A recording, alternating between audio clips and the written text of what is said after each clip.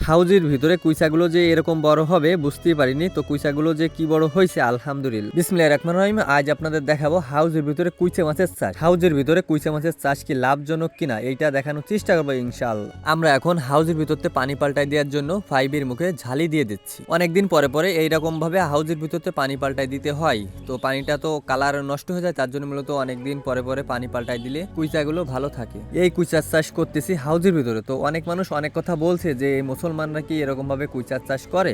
ভাই আমি বলি কুইচার চাষ করা কি হারাম নাকি? ভাই আমরা তো সুদ খাচ্ছি না, ঘুষ খাচ্ছি না, চাঁদা উঠাচ্ছি না, আমরা তো কর্ম করে খাচ্ছি। তো আপনারা এরকম কথা বলেন আমাদের খুবই খারাপ লাগে। যারা এরকম ভাবে বলে তারা আরো বলবে যে হ্যাঁ আপনি এইটা করেন, এইটা ভালো হবে। তো এইটা বলে যদি আমরা তাকে অনুপ্রেরণা দিই, তো সে কিন্তু সামনে এগিয়ে যাবে। আমার কথায় যদি কেউ দুঃখ পেয়ে থাকেন তাহলে আমি সরি বলতেছি। আমাদের এই হাউজের ভিতরে আমরা কচুরি দিয়ে রাখছি, কিছু মাটিও আছে তলে। তো এইটা যদি না দিই তাহলে কিন্তু ওই কুইচাটা ঘষা খেয়ে খেয়ে কুইচাটা নষ্ট হয়ে যায়। তার জন্য মূলত আমরা এরকমভাবে মাটিও দিয়ে রাখছি, কচুরিপানাও এরকমভাবে হাউজের ভিতর দিয়ে রাখছি পানির ভিতরে। এই কুইচাকে আমরা মাছ খাওয়াই। তো এখানে মরা মাছ দিলেও হয়, তাজা মাছ দিলেও হয়। আমরা এখানে অনেকটা বেশি পরিমাণে তাজা মাছ দিয়ে রাখছি। তো যখন যার ক্ষুধা লাগে তখন সে খেয়ে নেয়। তো তাজা মাছ দিলে কিন্তু ভালো হয়, আর মরা মাছ দিলে দেখা যাচ্ছে যে একদিনের বেশি হয় না, একদিনই দেখা যাচ্ছে খেয়ে ফেলাতে হবে।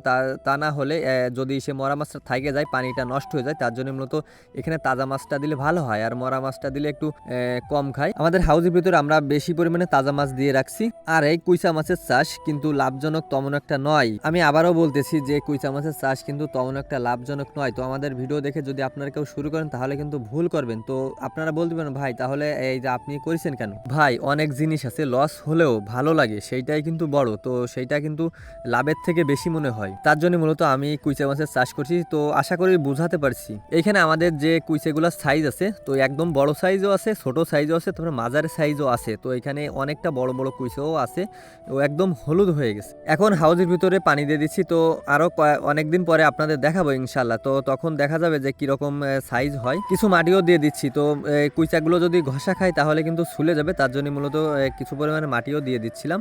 তো আপনারা সবাই বলবেন যে হাউজের ভিতরে কুইচা চাষটা কেমন লাগছে। খুদা।